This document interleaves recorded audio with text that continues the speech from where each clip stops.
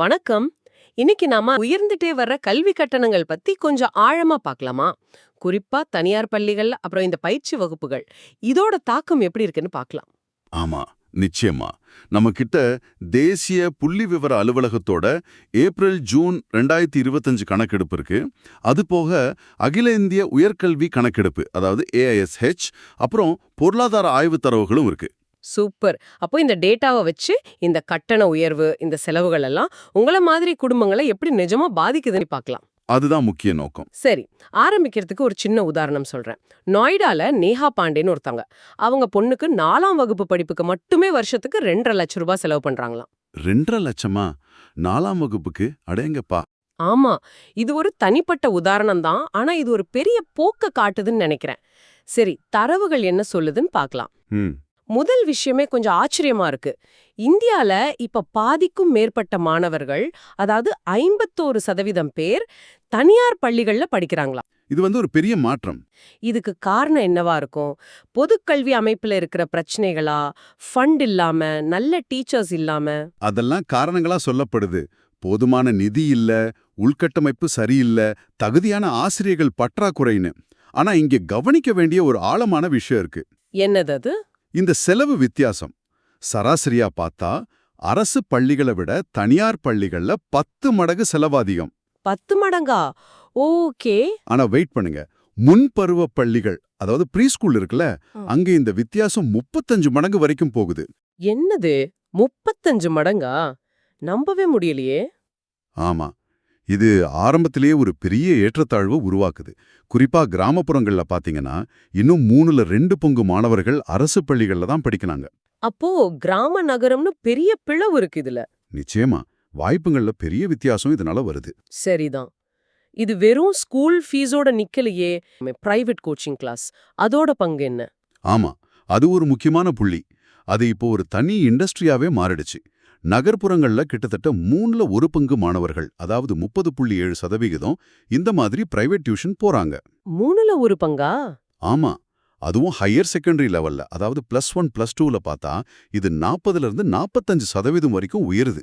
அப்போ கிட்டத்தட்ட பாதி பேர் போறாங்கன்னு சொல்லலாமா? சொல்லலாம். இங்கதான் விஷயம் இன்னும் சிக்கலாவுது.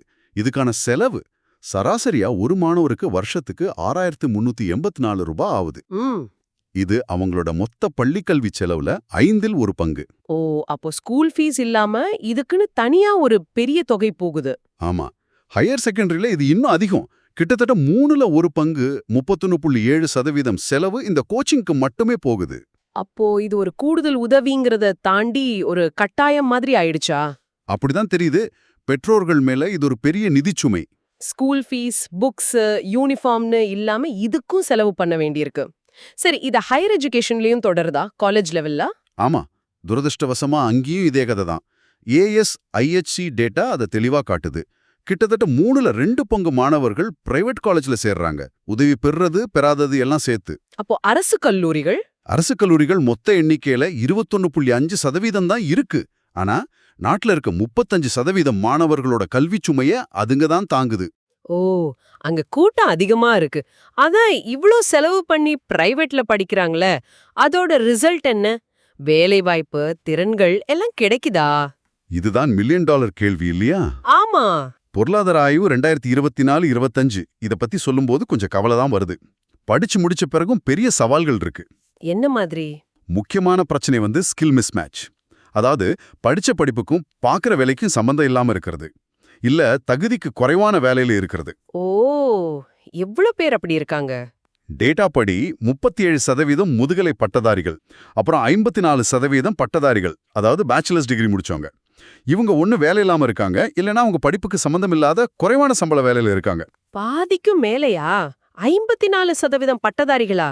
இவ்ளோ செலவு பண்ணதுக்கு அப்புறமா? ஆமா, இதுதான் கவலைக்குரிய விஷயம். அப்போ இவ்ளோ செலவு பண்ணி கிடைச்ச கல்வி வேலை சந்தைக்கு தயார்படுத்தலையாங்கிற கேள்வி எழும்புது. இது அமைப்புல ஏதோ பெரிய இடைவெளி இருக்குன்னு காட்டுது. இந்த NSO மாதிரி கணக்கெடுப்புகள் எங்க பிரச்சனை இருக்கு, எங்க அரசு தலையிடணும், எங்க முதலீடு செய்யணும்னு சரியா சுட்டிக்காட்ட உதவுது. அப்போதான் இந்த ஏற்றத்தாழ்வுகளை கொஞ்சம் குறைக்க முடியும். சரி, அப்ப நாம பார்த்த விஷயங்களை சுருக்கமா சொல்லணும்னா, தனியார் கல்வி மேலையும் பயிற்சி வகுப்புகள் மேலையும் நம்ம அதிகமா சார்ந்திருக்கோம். ஆமா, இதனால குடும்பங்களுக்கு பெரிய நிதிச்சுமை ஏற்படுது. உயர்கல்வி படிக்கிறதுலயும் சவால்கள் இருக்கு. குறிப்பா அரசு கல்லூரிகள்ல இடப்பற்றாக்குறை. எல்லாத்துக்கும் மேல இவ்வளவு செலவு செஞ்சும் படிச்சு முடிச்ச பிறகு வேலைக்கு தேவையான திறன்கள் இல்லாம நிறைய பேர் வேலை இல்லாம இருக்காங்க. ஸ்கில் மிஸ்மேட்ச் பெரிய பிரச்சனையா இருக்கு. சரிதான். இறுதியா நீங்க யோசிக்கிறதுக்காக ஒரு கேள்வி. இப்போ தனியார் கல்விக்கும் கோச்சிங்க்கும் இல்லோ பணம் செலவழிச்சும் வேலைக்கு தேவையான திறன்கள் சரியா கிடைக்கலங்கிற நிலைமை இருக்கு இல்லையா? ம். அப்போ நம்மளோட இந்த பாரம்பரியமான ஸ்கூல் காலேஜ் படிப்பு முறைகளுக்கு அப்பால இல்ல இதுக்கு துணையா எதிர்கால வேலை சந்தைக்கு நம்ம மாணவர்களை இன்னும் சிறப்பா தயார்படுத்த வேற என்ன வழிகள் இருக்கலாம்? தொழில் சார்ந்த பயிற்சிகள் அதிகமாக்கணுமா, இல்ல சாஃப்ட் ஸ்கில்ஸ் கத்துக் கொடுக்கணுமா, இல்ல வேற ஏதாவது புதுமையான வழிகள் தேவையா? இத பத்தி நீங்க என்ன நினைக்கிறீங்கன்னு யோசிச்சு பாருங்க.